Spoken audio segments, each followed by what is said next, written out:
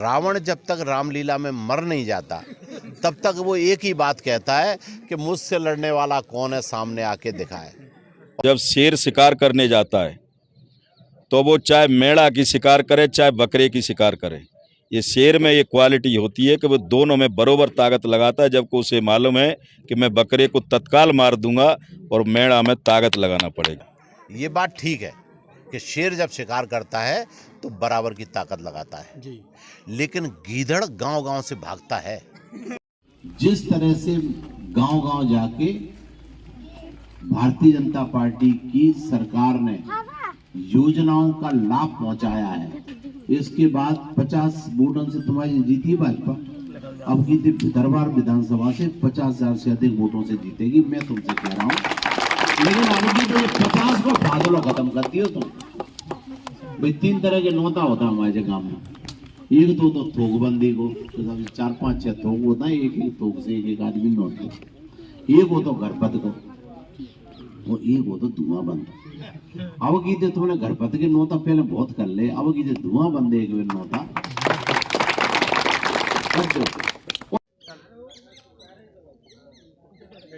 नमस्कार साथियों, आज हम फिर मौजूद हैं आपके सामने दरबार विधानसभा में, जहां पर भाजपा प्रत्याशी मोहन सिंह राठौर से हम चर्चा करेंगे किस प्रकार से भी चुनावी जनसंपर्क कर रहे हैं और किस प्रकार से लोगों के बीच जा रहे हैं और कितना उन्हें जन समर्थन मिल रहा है। सबसे पहले तो आपका बहुत बहुत स्वागत है।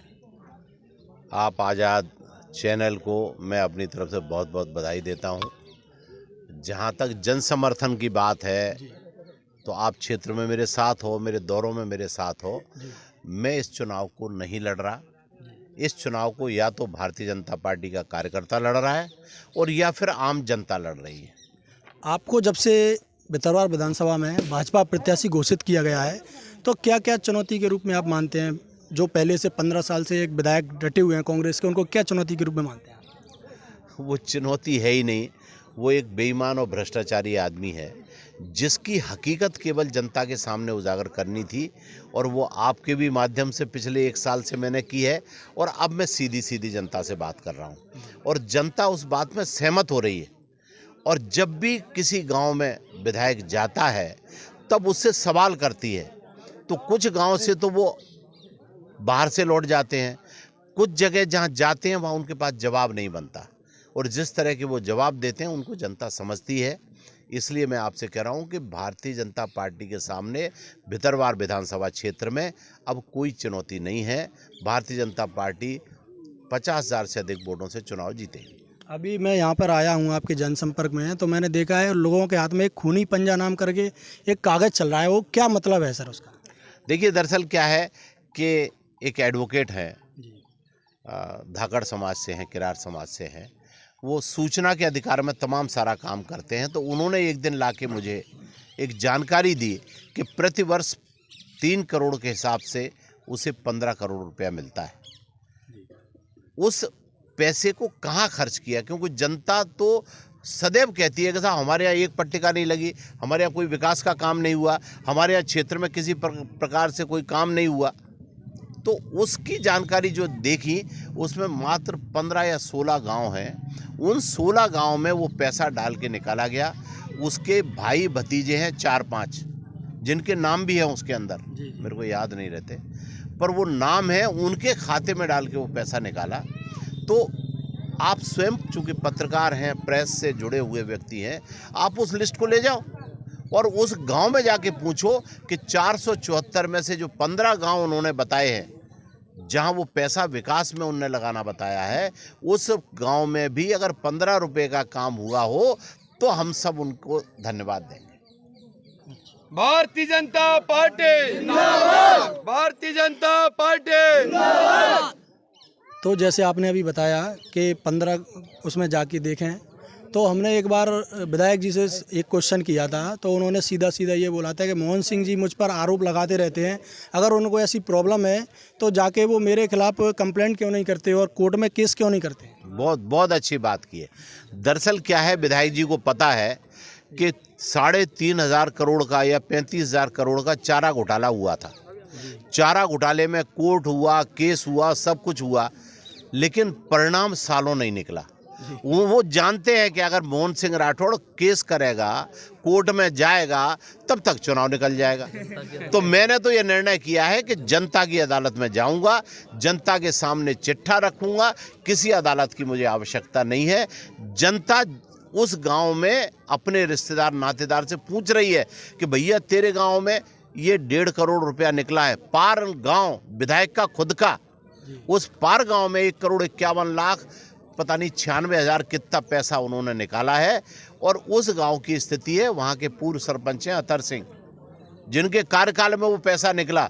आप उनसे बात करना, वो कहेंगे मेरे गांव में भी 1 रुपए का काम नहीं। क्या क्या मुद्दे हैं मोहन सिंह जी आपके, जिनको लेकर आपको लगता है कि भितरवार की जनता आपको सपोर्ट करेगी? देखिए, इस क्षेत्र में इस बार विकास के लिए वोट डलेगा। जाति, बिरादरी, समाज, इन सब से ऊपर उठकर विकास के लिए वोट होगा। क्योंकि 15 वर्ष से जिस प्रकार से कांग्रेस विधायक का भ्रष्टाचार और नाकारापन देखा है, उससे जनता बड़ी भारी त्रस्त है। जनता छोटी छोटी परेशानियां देख रही है।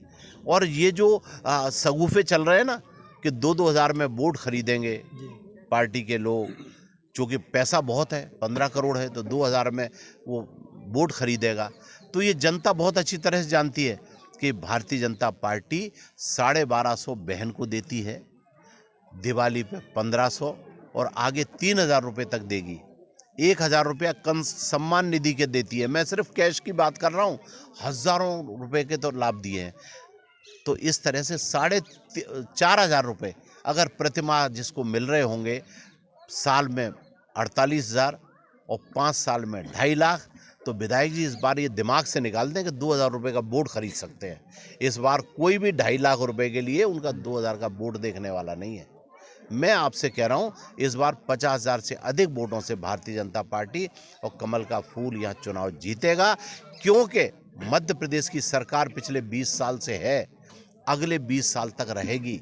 पर इस बार भारतीय जनता पार्टी का विधायक इस क्षेत्र में विकास की नई गंगा के लिए जनता चुनेगी और यहाँ विकास होगा। भारतीय जनता पार्टी, हमारा भितरवार विधायक कैसा हो, हमारा भितरवार विधायक कैसा हो। मोहन सिंह जी, आपसे एक सवाल और पूछना चाहूँगा मैं।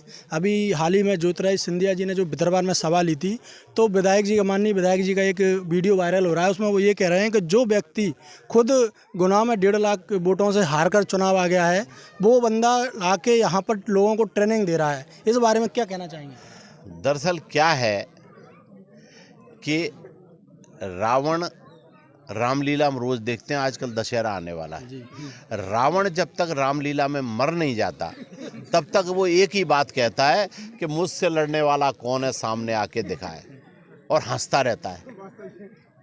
ऐसे ही वो जब रावण का घमंड इस भगवान ने नहीं रहने दिया, तो ये भी जो विनाश रूपी रावण 15 साल से भितरवार में राज्य कर रहा है, इसका घमंड भी रहेगा नहीं। वो कहता है कि नाश्ते में मोहन सिंह राठौड़ को हरा देगा। मैं भी मानता हूं कि मोहन सिंह राठौड़ उसको नहीं हरा सकता, लेकिन जनता हराएगी उसको।